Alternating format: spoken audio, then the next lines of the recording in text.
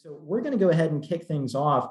To start things off, we have Genevieve Keller, who is the chair of our board of trustees. And Jenny has had a really, really difficult job. I think she became the board chair right as the pandemic was beginning, but she's done an incredible job leading us through it and getting us through the last couple of years. And as you're about to see tonight, things have gone remarkably well considering all the challenges we're facing.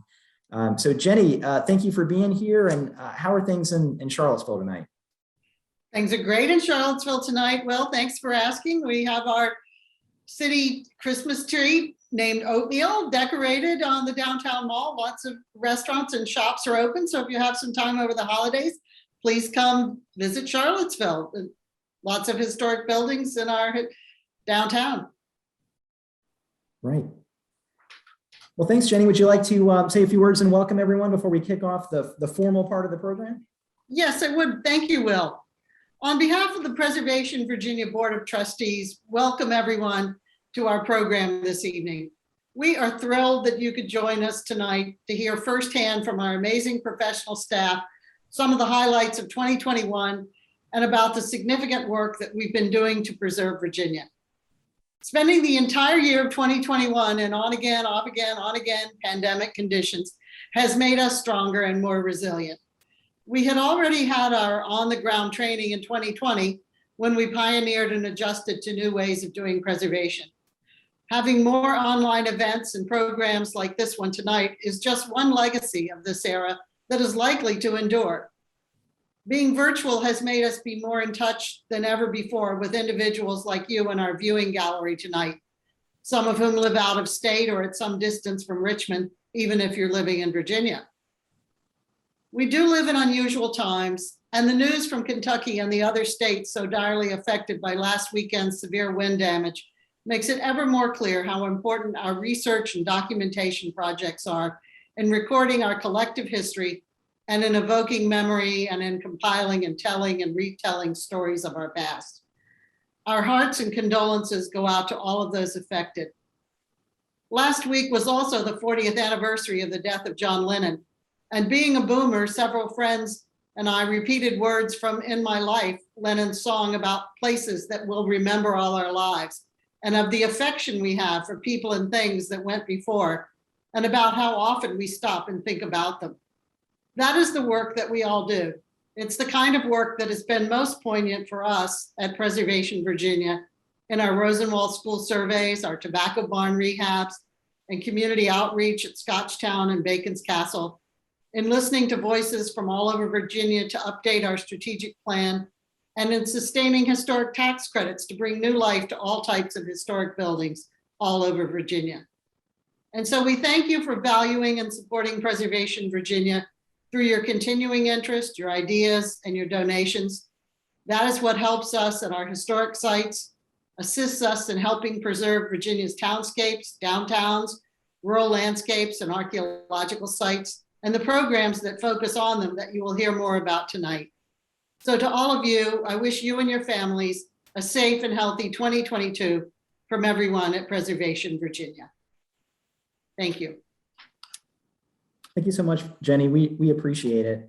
And with that, we're going to turn things over to our Chief Executive Officer, Elizabeth S. Kostelny, who joins me here in the Cole Diggs House in Richmond, our 1805 headquarters.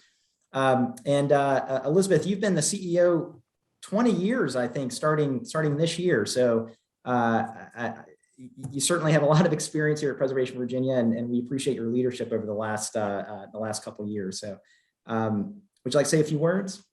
Absolutely. Thank you, Will. And I have to say it's been an honor and a privilege, and my work is easy because of the people you see here on the screen and our other staff and our fabulous board.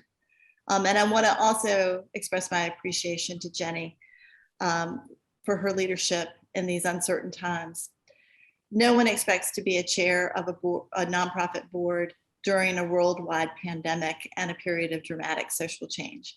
And your guidance and confidence as we chart our way forward has been invaluable. And so we all say thank you. Thank you. Last April, the board adopted a revised strategic plan to define our mission and vision for the Commonwealth. David Brown, familiar to many of you from his tenure at the National Trust and Preservation Alliance of Virginia, facilitated the development of this plan.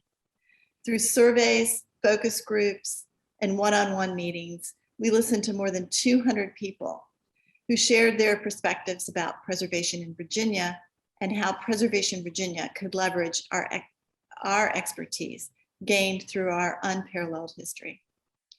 Our revised mission challenges us to inspire and engage the public in fostering, supporting, and sustaining Virginia's historic places. Through our leadership in advocacy, education, revitalization, and stewardship. Boiled down, the concept of making a difference and getting things done is at the heart of our ambitions. The plan recognizes that a strength of our organization is our ability to adapt and be flexible and to create partnerships and work collaboratively.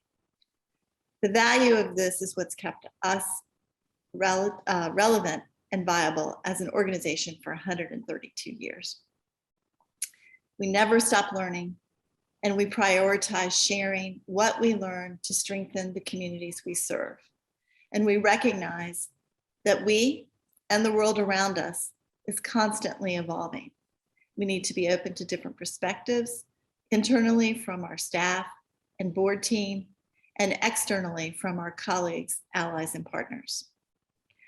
As my colleagues present tonight, you'll learn more about how we're implementing the strategic plan. And I'd encourage you to read our plan on the website. And to help you with some of the materials that we'll be sharing tonight, we're going to send up a follow-up email tomorrow morning with links to some of the things that we reference. Now I'd like to switch gears just for a second and update you on a couple of other topics. One is extremely exciting.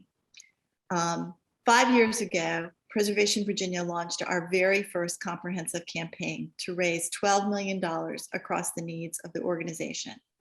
Advocacy and public policy initiative, stewardships of our historic sites, programs and educational activities, and growing the annual fund that sustains our year-to-year operations, and the endowment to sustain the organization into the future. While the campaign is scheduled to end in June of 2022, I want to share with you, our dear supporters, that we are well positioned to not only meet the goal of $12 million, but possibly exceed it. The investments in that campaign will be obvious to you as my colleagues share accomplishments tonight. We're grateful for your support of the annual fund and to those of you who have made special gifts to the campaign and its projects. With that support, we've undertaken numerous preservation projects at our 6 historic sites. As Jenny referenced, we surveyed 382 buildings that were associated with the Rosenwald schools, preserved 63 tobacco barns in Southside Virginia, commissioned a report analyzing the economic benefits of the historic tax credit program, and established 2 new positions, a statewide educator and a community outreach manager. You can look for these and more of our accomplishments in the spring ventures that will be coming up. And lastly, in our short time together, I want to share that Preservation Virginia continues to move forward on our public policy and advocacy agenda. Sonya Ingram will update you about some of the successes of our most endangered program and a look at 2022 programs. But I just want to add a few brief updates to that. Over the last 6 months, we've enlisted the help of our statewide allies to advocate on behalf of the state and federal historic tax credit program. And I think Will has a slide for that. These preservation initiatives will be important tools as communities across Virginia recover from the pandemic and adapt abandoned and vacant older buildings across Virginia. We're dedicated to keeping these tools strong, and please stay in touch with us during the General Assembly session so you can find out how you can help encourage legislators to keep these tools strong. In news that's been breaking in just the last couple of weeks, in January, the James River Water Authority will announce an alternative site for the water treatment plant that threatened Rassawick, the historic capital of the Monacan Indian Nation. And in related news this afternoon, Governor Northam announced establishing a $10 million fund to support historic places related to Black, Indigenous, and people of color. Our advocacy on the James River continues. In November, the Army Corps further delayed the release of the final environmental impact statement, leaving time for their consideration of alternatives that would negate the need for the above water transmission line and restore the cultural landscape of the river. And looking forward, Preservation Virginia is supporting the Keeping History Above Water. It's a national conference that will come to Norfolk this coming May, that examines the intersection between sea level rise, coastal resiliency, historic neighborhoods and structures. As my colleagues take the screen, know that we only have a chance to brush the surface of our activities and impact, and know that this good work is made possible by your support and contributions. So Will, I'll kick it back to you. Great, thank you, Elizabeth. We're going next to Eric Litchford, who is our preservation specialist and project manager here at Preservation Virginia. And Eric is the bricks and mortar guy. When it comes to the maintenance or upkeep or capital projects with the many historic sites that we own and operate, Eric's the one who's there taking care of them and making sure that they stay in good shape. And he's been extremely busy the last couple of years. I've worked for this organization for 7 years, and ironically, it feels like we've been busier the last couple of years than ever before, which you'd think it might be the opposite right now, but we're really rolling, and Eric is a huge part of that. Before Eric goes into his talk, I did want to show you all a quick video that he made for us a few weeks ago. One of the larger projects we're working on right now is replacing the roof at Scotch Town in Hanover County, which is one of the sites that we operate. And Eric was kind enough to take us on a little bit of a tour as to what's happening at Scotch Town. So I'm gonna pull that up for everyone really quickly here.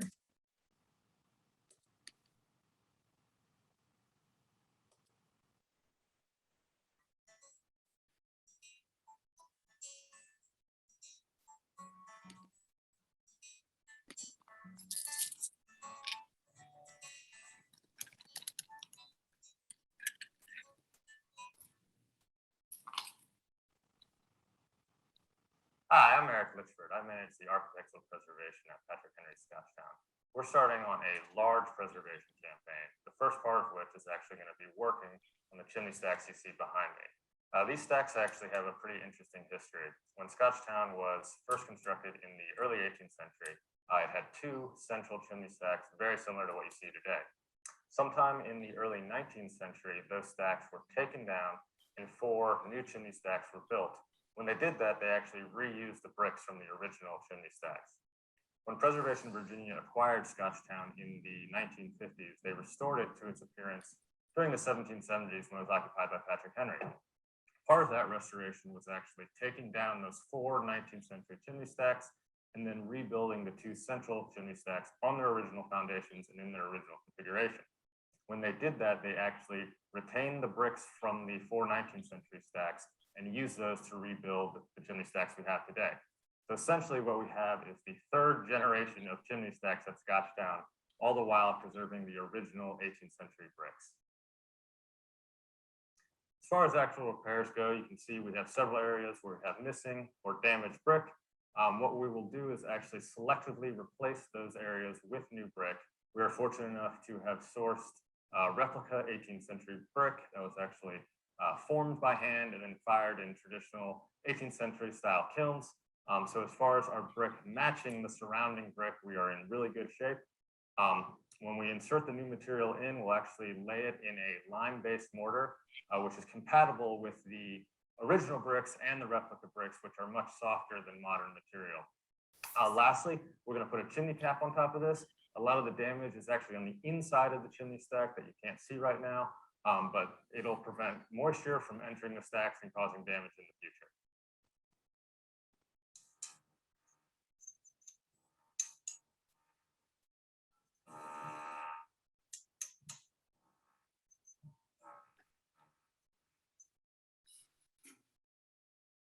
So the second part of the project is actually going to be the much larger part of the project.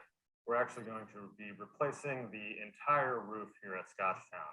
So the roof that's presently on there is actually a cement composite that's meant to imitate the wood shingles that would have been used in the 18th century.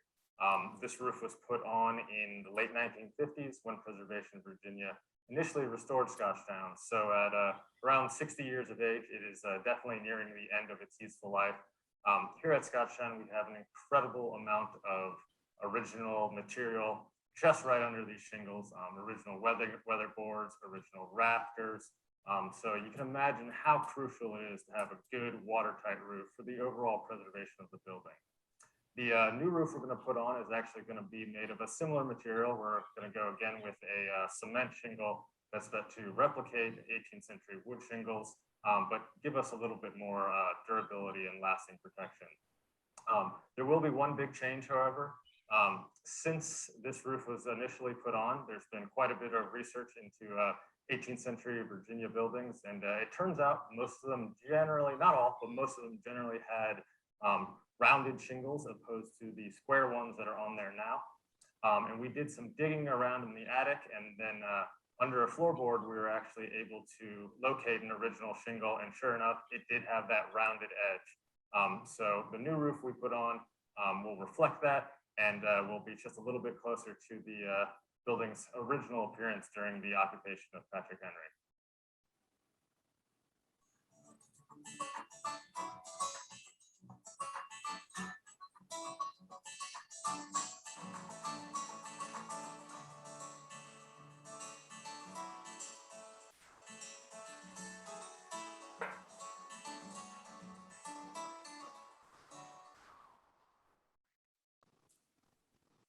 All right, thanks for that, Eric. You didn't know when you came to work for us from Mount Vernon that you had to be on camera so much, right? Oh, I had no idea, but I feel like I'm getting a little better at it. Well, take it away, Eric. I'll pull up your slideshow here in a second. Thank you. And I appreciate you all listening to me talk during the video. I do want to go through some of the more interesting projects we've done this year, if you're willing to listen to me talk just a little bit longer. You all saw the intro to the roof project at Scotch Town. That is still going on right now. We're actually at the point where the first chimney stack is entirely complete. So we had all the mortar removed and replaced with a new lime-based mortar, and that wonderful chimney cap I was talking about is on there now. So that project is going great, and it'll continue well into 2022. But it actually was not the first project we did at Scotch Town this year. We actually did a full exterior painting. That's what you see going on here.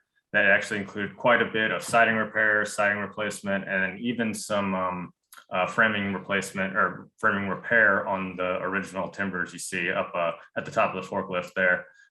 This was in anticipation of our Scotch Town 300th anniversary fall festival, which went great by all accounts. But between this and the roof work we have going on now, Scotch Town has been a very busy place. But as far as overall 2021 work, we actually started down at Cape Henry in January. We had our team doing a much needed window restoration campaign on the wood window frames and wood sash directly in the tower. It's a saltwater environment down there, so it's pretty harsh on the building fabric. But on the left, you can see our senior craftsman putting in a restored window sash. On the right, you can see Spencer, our apprentice craftsman, with a brand new 18th century style Morrison tenon window frame that we built.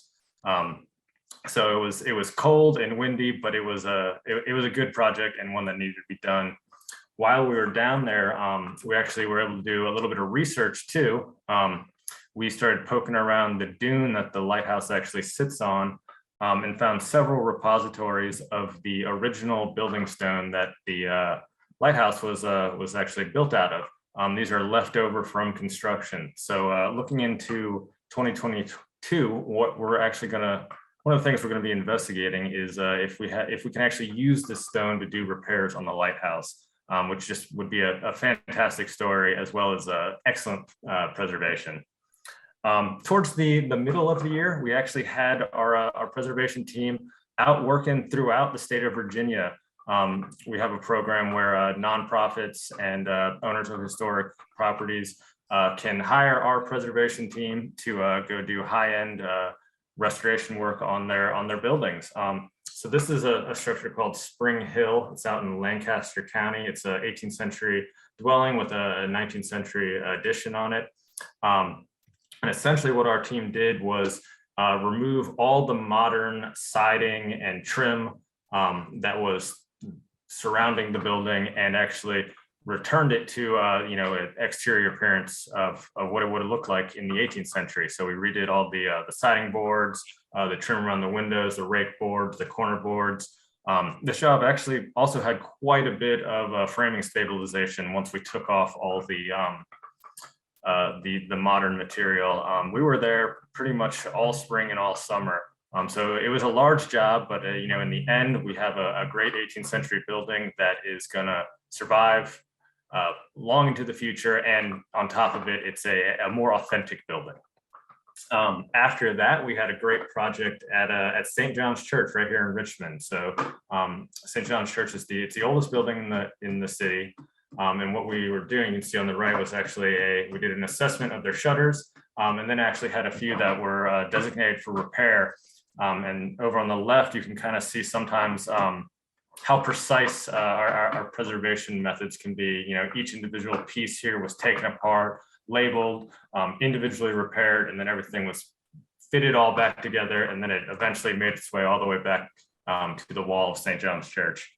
And then even more recently, we've been working on the Wickham House at the Valentine Museum. It's another building that should be familiar to Richmonders. We're actually just finishing this job up, but we've been doing some window repairs for them right on the front of the building. And we've done all kinds of projects this year, but these are just a few of the ones that I thought were interesting and worth highlighting. Looking to 2022, we know we do have one big project coming up actually on our headquarters here at the Cole Diggs house. So we're going to be replacing a lot of the porch roof up top where we've had some leaks. There'll be some framing alterations there as well. And then we're going to get into the basement and do quite a bit of masonry repairs to the foundation. So that's a big job we have lined up. Some of the bigger news from my department, though, is that we actually are going to be increasing the size of the preservation team. We're hiring 2 more preservation craftsmen. So, I mean, it's going to be great to have a large capacity, be able to take on more jobs. As you all know, there is a never-ending amount of preservation work out there. So it'll be great for us. And we're looking to stay busy during 2022. Great, thank you, Eric. It's a lot. I've always felt like operating any one historic building or museum is difficult, and somehow we're operating 6. So it certainly comes with its challenges, but Eric's up to the task. So we're really excited to see that restoration team grow. And that way we can do more work, not just on the buildings that we operate, but they can go out and work on other historic locations throughout the Commonwealth. So, well, thanks again, Eric. And at that point, we're going to move on to Sonja Ingram. And Sonja has just been absolutely critical over the last couple of years to keep our community engagement and preservation initiatives work going. While we operate museums around the state, it's really important that we're also doing a lot of community outreach to organizations, individuals dealing with preservation issues in their own backyards and in their communities. And Sonja is really the point person for that as our Associate Director of Preservation Field Services. So I'll tell you what, we'll go ahead and pull up a video that we prepared for Sonja. So basically, we have a most endangered list each year, and this most endangered historic places throughout Virginia. And this past year, it came to our attention that there was a historic house in Chesterfield County that was under threat of being demolished. And we had basically, the county gave us about a 1-month deadline to figure out how we were going to move it, or it was going to end up in a landfill. And these preservation initiatives can take years to play out. So being given 1 month to do this was a tall task. But somehow our team and then a really committed group of local folks came together to see Turkey Run preserved. However, not in its current location. A requirement by Chesterfield County was to have it moved. But still, the house is going to be reconstructed. So we're pretty thrilled about that. So I'll go ahead and pull that movie up while we get Sonya's microphone going.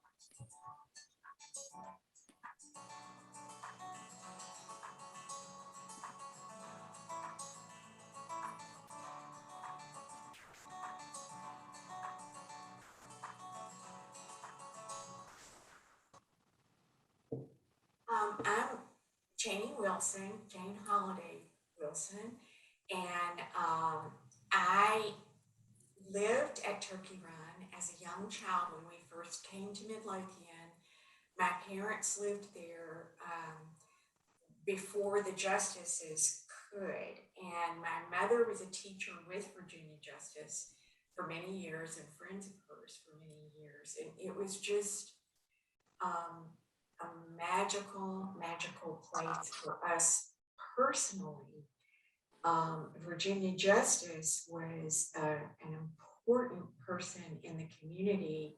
All three of us had her, my sisters and I, as a biology teacher. For years, Peppy Jones and I had been talking about this. He has a really special relationship with Virginia Justice. And Peppy called in January of this year and said, the county is considering just tearing it down. We need to pull a group of people together as quickly as we can. We did, and Preservation Virginia was there with us from the very beginning.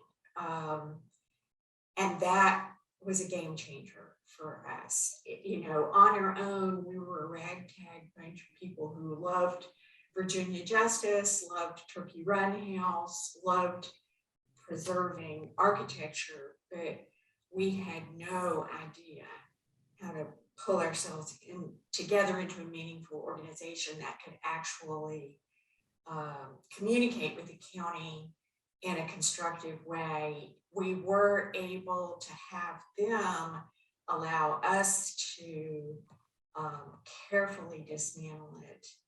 And we really needed Preservation Virginia at that point to act as the 501c3 that partnered with us to prove to the county that we were legitimate, and support us in our fundraising process too. So we wouldn't have been able to do anything.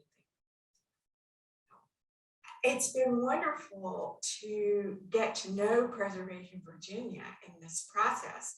I've always known about the organization because I was a philanthropic professional my whole life, and I knew about Preservation Virginia as a strong nonprofit. But what I've seen is that this organization is helping to save things that are absolutely vital to our understanding of who we are as Americans, who we are as human beings, what the history is that has brought us to this place. I learned about Jamestown from being a part of the Preservation Virginia family and had a wonderful trip there with my grandson, who now wants to be an archaeologist. But that just added to this deeper understanding that there is nothing more relevant in terms of what's going on in our world today than the history that Preservation Virginia is preserving of all of the human beings in our community who made this country happen. So much of it happened right here in Virginia. And Preservation Virginia is a huge part of telling that story.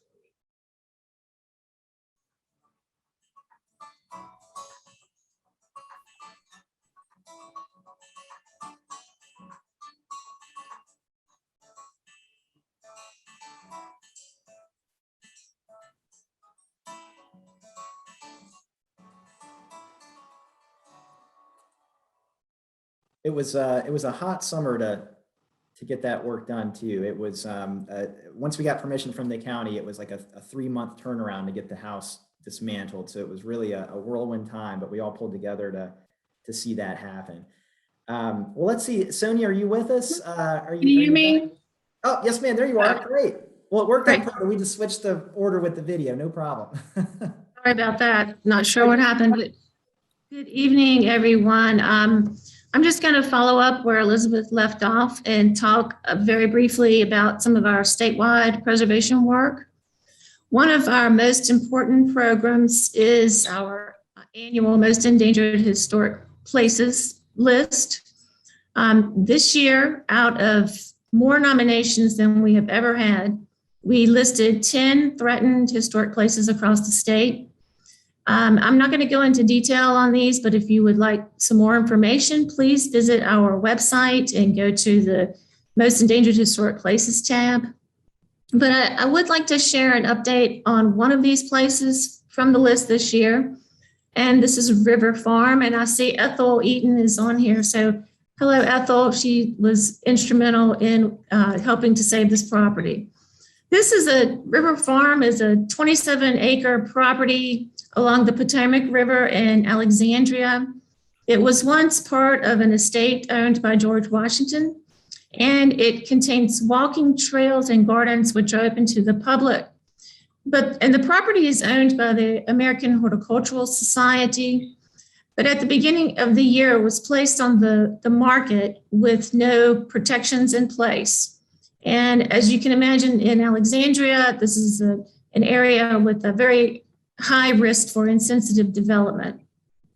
But with preservation's assistance, but with a lot of work from the local organizations, earlier this year, it was removed from the market. And I just read an article that is now back open to the public. So a really good save on that particular property. Also wanted to mention one of the historic places that was previously on the most endangered list. And this is the Pine Grove Rosenwald School in Cumberland County. This is a school that's threatened by a landfill. Earlier this year, out of many, many nominations, the Pine Grove School made the nation's 11 most endangered historic places list. And this is a list that is put out by the National Trust for Historic Preservation. So, great job to those guys for making that list. It's really helped to raise awareness on Pine Grove School and the community. And I also wanted to mention that Pine Grove African American Community just last week received its National Register of Historic Places nomination. The AMMD Pine Grove Project continues to work on the school to raise awareness and to preserve the school. We don't have a slide on this, but I did want to mention we had a number of educational webinars this year. They were very well attended and about timely topics important to historic preservation. You can access all of these through our website. I will place that link in the chat box here in a minute. But looking forward to 2022, we will continue to have our webinars, so stay tuned. We will, of course, have our Most Endangered program. We're also going to pick back up with our awards program this year, which has been put on hold because of the pandemic. But I also wanted to briefly introduce a new program that we are having in conjunction with the Department of Historic Resources. And this is a program called the Preservation Academy.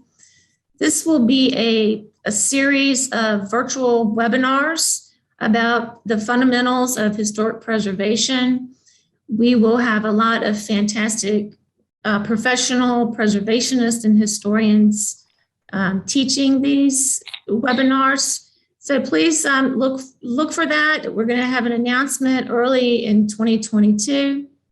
I hope you all will join us for those. So we're really excited about 2022 and what it will bring, and we're really looking forward to continue to educate people, provide assistance, and save historic places throughout the Commonwealth. So, and we've already shown the Turkey Run video, so I'll just give it back to you, Will.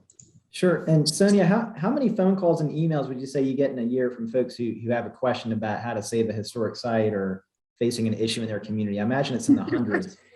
Yeah, I would say it's probably at least probably over 100. I don't know, maybe 200. I mean, if you can imagine, this is Virginia. There's a lot of historic sites, and a lot of them are unfortunately threatened. So we try to do what we can. Yeah. Sure. Well, thanks for being the point person on that, Sonia. I feel like we could have a Sonia in every county and still only scratch the surface. So we appreciate what you're doing covering the state for us. And with that, we're going to head back over to really the museum wing of Preservation Virginia and what we do. And we're going to talk with our illustrious curator of collections, Leah Lane. And Leah, would you like to update everyone in attendance about what's going on with our archives and collections and exhibits program? Absolutely. Thank you guys so much for joining us this evening. It's wonderful to see some familiar names and faces, and we're grateful that you took this evening with us. So as an organization, we are extremely fortunate in that we have as a responsibility to be stewards of a collection with deep historic significance.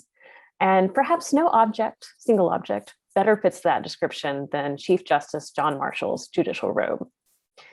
And the robe has been a star object at the John Marshall House since the very day it opened in 1913. But for the past decade, it's had to stay in storage. And that's because vices that are inherent to the fabric of this object, coupled with light exposure for many years of being on view, meant that the robe was in need of conservation. Now, thanks to the support of members and institutional donors like the Virginia Museum of History and Culture, we were able to place the robe in the very capable hands of conservator Howard Sutcliffe, who then spent over 300 hours cleaning and stabilizing the garment. Howard also helped us design a special case that will serve as a safe and permanent home for the robe. Now, if you want to move on, next slide, Will. Aha, Will makes a little cameo here. Maybe he didn't want to show that one. This case was quite a feat of engineering. The crate that you see them moving there weighs 800 pounds. And Eric is visible there on the left, and Will is there on the right, and Jen Hurst-Winder, who's our director of museum operations, is also helping out, directing. So it really was a team effort, but we got it in there, and it's a wonderful home for this object. It's fit with motion censored lighting, it has UV filtration of the glass, it has humidity control. So it really is an excellent place for this robe to live. So we also developed an exhibition to accompany the robe's return. And this explores the history of the robe, the conservation process. It also gives a little bit of background on Supreme Court robes in general. It also looks into Marshall's role as a trendsetter and the robe as an object that witnessed historic events, both moments of justice and injustice. So I invite you to come down to the John Marshall House if you're in the area before this special exhibit closes on December 30th. Please do also check out 2 webinars that we've produced about this. One that covers the conservation of the robe with Howard Sutcliffe, and another featuring Matthew Hofstede, who's the Associate Curator of the Supreme Court. And he's been making some amazing discoveries about the history of judicial robes in the United States. It's the culmination of over 20 years of his research. It's well worth a watch. And you can find recordings of both of those on our YouTube channel. And I believe there'll also be links to those in our follow-up email tomorrow. So we're always looking for ways to enrich our understanding of the lives of the free and enslaved residents of the sites that we care for. And Scotch Town is obviously no exception. Now, there's a relative lack of primary sources that are relevant to the Henry household during his ownership of Scotch Town in the 1770s. So you can imagine our excitement when we realized that a long overlooked ledger account between Henry and his brother-in-law, John Sim, survived. But together with Aaron Tuberville and Don Vermette, we transcribed the whole document, which ended up being over 1,000 purchases. Now, to learn more about this discovery and what it tells us about the consumer life at Scotch Town, there's another recorded webinar. Something a theme here. Again, through our YouTube page, or there'll be a link sent tomorrow. Cape Henry Lighthouse is in general light on collection objects, but it is rich in stories. And the next time you'll visit, you'll notice that there is a newly installed case with some artifacts, but also this text panel, which features the life of Willis Augustus Hodges. Hodges was a free man of color who was the first African-American lighthouse keeper of Cape Henry. But he was also more impactfully, extremely active in the abolitionist movement. He published a newspaper and really made a huge impact in that movement. So I invite you to come and learn more about Hodges. And I have to give a big shout out to Sashi Carlson, our site coordinator for Cape Henry, because she really spearheaded the research on Hodges and has helped us learn so much more about his life. And finally, looking towards the new year, I am excited to share that we are developing a new permanent exhibition at Bacon's Castle. This is going to feature over 30 artifacts, many of which were discovered during archaeological excavations at the site, or even within the walls of the structure itself. Now, most of these have never before been on public view, so this is going to be a lot of exciting new material. So keep an eye on our social media and emails. I'm sure there'll be updates as we approach the summer of next year. All right, thank you so much, Leah. We appreciate it. When Leah came on, it was really a game changer for us to coordinate our collections efforts, and that translates not just to taking care of the artifacts, but to our exhibits and our education programs. And the museum ops team are just doing an incredible job. So next year, we hope y'all will come by and visit all the locations and see the great work that Leah is implementing. And so with that, it really leads us to our question and answer period. I've had a couple questions direct message to me here, and I'll go ahead and jump right in. Elizabeth, one is for you, and it involves the issue around the James River. For many years, we've been involved with an issue around some power lines that were built near historic Jamestown, one of our historic sites. So could you provide an update as to where things are at with the James River, Elizabeth? Sure, thank you, Will. And thank you to whoever asked the question. And I want to recognize my colleague, Betsy Merritt, who's on the call, here at our party, I guess, who is with the National Trust for Historic Preservation, who have been our colleagues and partners throughout this advocacy effort. Right now, the Army Corps has released a draft EIS. We still find it objectionable. It did not look at alternatives as closely as it should. And we also don't feel that it followed the court order that was released several years ago. So we continue to advocate on behalf of the James River, work with federal agencies to encourage them to push the Army Corps to really undertake a real process to examine those alternatives. And we feel that if that is done, and as well as looking at the purpose and need for the project, they will come up with a different decision. And yes, it is a tall mountain to climb to take down those transmission lines, but we still feel that is a realistic goal, that someday they will come down and an alternative to that route will be implemented that keeps the power going to the peninsula, but then restores the James River.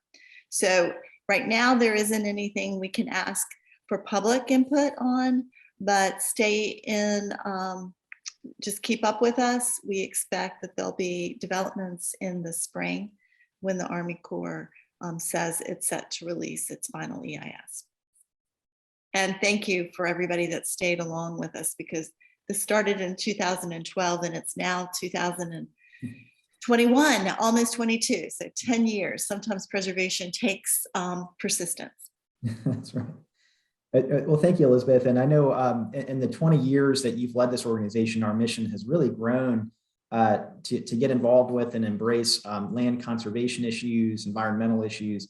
It really runs the gamut. You know, it's not just the built environment in that sense. So thank you for that, Elizabeth. And folks, if you have any other questions, feel free to put them in the chat there. But I had one that's kind of posed to the group. Virginia is so full of historic resources. There are thousands of historic places here. Do you have a favorite? I'll tell you what, I'll start with Sonya. Do you have a historic place that really speaks to you that is your favorite that you visited during your time here? Well, I think my favorite historic place has to be my grandparents' great-grandparents' farm. I mean, that, you know, that's sort of where I formed my love for history, I think, and historic preservation in general. So I'd have to say that's probably my favorite in Pennsylvania County. But I'm an archaeologist too. So I love archaeological sites. I have a special fondness for Smith's Fort, which is one of our historic sites. And I think we're crossing our fingers, we may be able to do some interesting archaeology next year. So, yeah. Right. Yeah, Sonya is very talented. In addition to our community engagement work, sometimes we pull her out to do some archaeology at our museum. So thank you for that, Sonya. Eric, what would you say is your favorite historic place if you had to pick one that you enjoy visiting? Well, off the bat, I'm excluding our own sites. I think I just got to recuse myself from those. But there's a building out in Northampton County called Pear Valley, and it was at one point owned by Preservation Virginia. It's a very small 1740s structure, but it just has the best conglomeration of very early vernacular features that are hard to find together anywhere else in the Mid-Atlantic region. So yeah, if you're ever all the way out there, it's now owned by I believe the Northampton Preservation Society. So check it out. Sure, thanks, Eric. How about you, Leah? And Leah, you're originally from Kentucky, right? So it doesn't have to be a Virginia site, actually. Oh, it doesn't. Oh, wow. Okay. Well, that does open up a lot of things. I mean, Kentucky once was part of Virginia, so it actually is kind of appropriate. And like Eric, I have to recuse myself from any of our sites. I can't pick children, even though they're all wonderful. Monticello is near and dear to my heart. I actually started my career there when I was in college at the University of Virginia. And I have so admired the way that they have embraced new forms of interpretation that address the issue of slavery straight on. And I think they are constantly innovating and are a great model for our field. And so I love being back in the state of Virginia and being a little closer to keep an eye on them. But Eric and I sometimes have occasion to go out and see sites as well. And earlier this year, we explored the ruins of Rosewell and had a great time seeing another site where Preservation Virginia has had some doings over the past. It's hard to find a site in Virginia that Preservation Virginia or the APVA hasn't done something with at some point. I challenge you. So yeah, that's a long-winded answer, but. Thanks, Leah. Thank you for bringing the expertise from Monticello to the work we do here with our museums. And but I think that's all the questions we have. Elizabeth, did you want to wrap things up? And I just want to say a heartfelt thank you to everyone for tuning in and supporting us. And it's a huge job covering the entire state. We have a really devoted, hardworking staff and a young staff, as you can see, which is really great to see. But we couldn't do it without y'all's help. So thank you for that. And Elizabeth, do you want to wrap things up for us? I will. And how did I duck out of not having to answer that question? Oh, well, yeah, feel free. No. I think my answer to that question would be, I don't have a favorite. What I really am intrigued by is the variety of places in Virginia, but the people that are connected to them, both past and present. And that's what really draws me into not only the places, but the landscapes and the archaeological sites and everything else that we work with. And I want to build on something Will said. We have a young and very talented staff. They're dedicated professionals, and you're just seeing a few of them here today. We also have an amazing board of trustees. Many of them have joined. I can see them in the chat, and I thank you for joining us tonight, but I thank you for your leadership, especially during this time. You've really helped us expand and also hone in on what we do to be effective during an unusual period in our country's history. I hope your takeaways from tonight's discussion are that and the way we've approached the last 20 months is that our belief in the power of historic places is even stronger. It grows stronger every day, and that these places matter even more. They connect us to our collective past. They give us inspiration, and they give us insight about who we are as a community, as a Commonwealth, and as Americans. We are your preservation organization, and we want to hear from you throughout the year about what matters to you and how we can support your aims in your communities. As is mentioned a couple of times tonight, look at your email tomorrow. We'll send a follow-up with links to the programs and places we've talked about this evening, as well as links to some of our webinars and others that have discussed these topics. Once again, I want to thank you for joining us, for your commitment to Preservation Virginia.